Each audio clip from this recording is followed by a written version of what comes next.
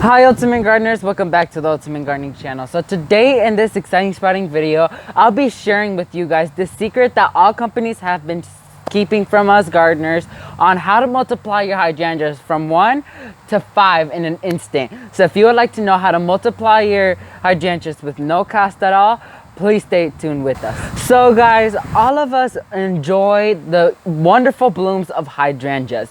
Here in Florida, it's hard to find hydrangeas here because they grow in zones not all the way to 10 and they die off on zone 10. But I was able to find a hydrangea that is hardy enough for my zone, which is the Summer Crush hydrangea from the Endless Summer Hydrangeas company. So yes, the hydrangea is a bit expensive. It's almost $20 to purchase one. So if you end up getting one, you'll be able to multiply it maybe by 5 or even maybe even more. So what the things that you're gonna need in order to multiply your hydrangea is peat pellets, rooting hormone, a pair of pruners. I got these pruners that they were sent by Dram Gardening, and of course your hydrangeas. So you do not want to go ahead and get the huge branches because that could actually hurt your hydrangea and maybe even kill it. So you want to get small branches. For example, I found one right here. This one right here, or right here, if you could bring it closer.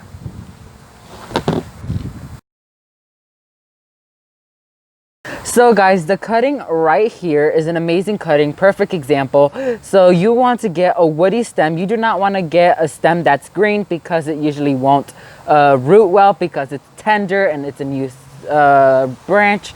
So if you want to get the best success of propagating your hydrangea or multiplying it, get a woody stem. So I'll go ahead and cut this one at the base right here. See, here's the main branch right here. These are the runners right here. So we're just gonna go ahead and cut this right there, simple as that.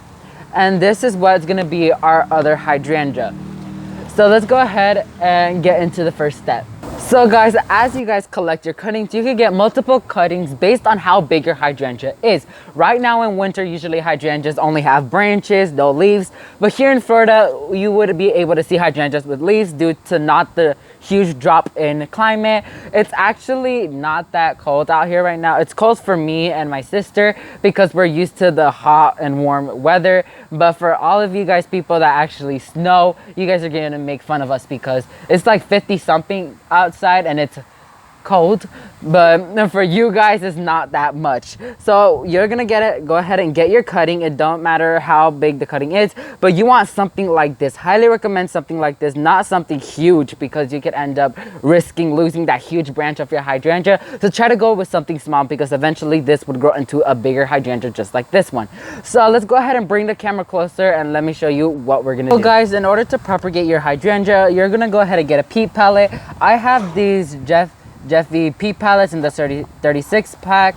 So you'll be able to purchase these right here. They are not the 3-inch. I prefer these small ones because once you transplant, you're not gonna have to find a huge pot for those big 3-inch peat pellets. So I prefer the small one. So right here is our cutting. As you can see, it has wonderful foliage and it has the tender green stem and then it goes to the woody stem. I'm actually gonna cut this a bit shorter because for this peat pellet, it's gonna topple over.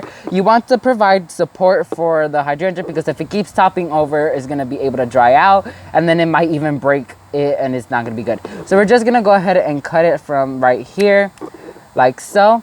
And then I'm just gonna slightly just go like this to peel off a bit of the woody stuff because that introduces a bit of the rooting hormone in. So right there, that's perfectly fine. So now you're gonna get your rooting hormone. I'm using the Garden Safe rooting hormone. You could also use Bondie, which is another great substance. But today I'm gonna be using Garden Safe because the Bondie ran out. So I have this. This is actually, so this will be retailing for like $4 at Walmart and this for $3. So opening it up, this is just basically sort of like a powder, as you can see right there. Sort of like flour, but it's a rooting hormone. So you're just gonna go ahead and dip the entire woody stem like so. Shake off the excess like that, well covered. And you're just gonna plop that right in your peat pellet. And that's that simple. But if you are able to find that your hydrangea keeps topping over like that, you're just gonna add some support, either in putting it in an empty pot or just finding some type of saucer or something like that to keep it up straight. So let's go ahead and move on how to take care for your hydrangea that is getting ready to go ahead and become a bigger hydrangea. So guys, we already finished the most, we'll say, complicated part, which was the actual propagating part. So as you can see, the hydrangea is in the peat pellet right there, getting ready to becoming a huge hydrangea like this one. Why do I prefer peat pellets? It's because peat moss retains more moisture than any regular topsoil, regular soil, garden soil. Peat pellets retains moisture, which is actually great for the process of propagation, because you need that humidity and moisture in order to create roots. And the rooting hormone will do great because it actually acts as a hormone that helps your hydrangea root faster and stuff like that. But if you just stick it in dirt, it will actually might not make it, because the regular soil won't have the proper things in order to root it. So just like I suggested before, we're gonna go ahead and fit our mini hydrangea inside a regular pot like so, like this, and then it should be good to go. Or the other thing you could do to keep it stable is if you have a seed starting tray, which already comes with the peat pellets, you could already put the propagated stems in the tray, because that's already like a supporter. So you'll be able to do that. I actually have one, but I don't know where it is right now. But we'll be just keeping it like this until I find a tray. But a few care tips for propagating is to keep your hydrangea watered and moist. If you see that the peat pellet it's a light brown, that means it's dried out, and you do not want that. You want your propagated stem to keep more moist, and you do not want it to dry out, because if it dries out at one point, it might not make it, because the cutting could have sealed where we cut it, which is the entry of the rooting hormone, which creates the roots. So you do not want that. So keep it constantly moist. If you have an area where it stays more humidified, that would actually be great. And if you end up seeing your hydrangea, little tips to see that your propagation did not work, or if it worked. If you know that your propagation was successful, you'll be able to see your own cutting stay green and actually start growing even further. That's when you'll be able to know that your propagation succeeded.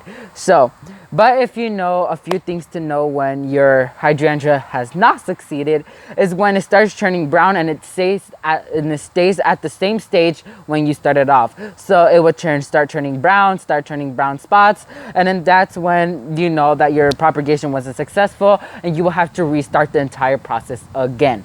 So I actually had huge, tremendous failures doing propagation, because propagation is not one of the easiest things to do.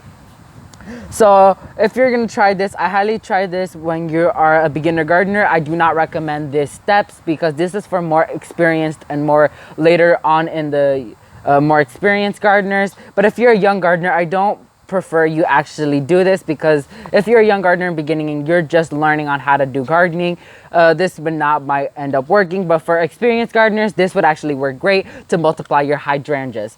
So that's basically it for this video. Let's go ahead and wrap this thing up for you guys. So guys, that's it for this exciting sprouting video. So I ended up putting the little peat pellet in a little seed starting tray right here, which actually ends up holding the hydrangea perfectly, as you could see it right there.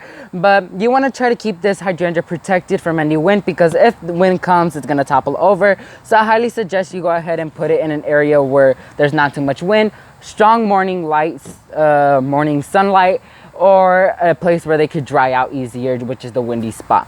So that's it for this video. If you like this video, make sure to hit that like button, and if you want to support my channel, make sure to hit that subscribe button. And if you want to get notified when a new exciting sprouting video comes out, just like this one, make sure to hit that bell notification button so you get notified when a new exciting sprouting video comes out. Me and my sister are filming a video together for the first time in a long time, which is garden related. So if you would like to see that video, the video link will pop up right here. So highly suggest that video. Please go watch it and support my sister. If you're not already subscribed to my sister, highly recommend that. On my channel, there's a little section called featured featured channels. There's where you'll be able to find my sister under the name Naomi's Main Channel, which you'll be able to find the video there. So thank you guys so much for watching this video. Grow big, Ultimate Gardener. Bye, guys.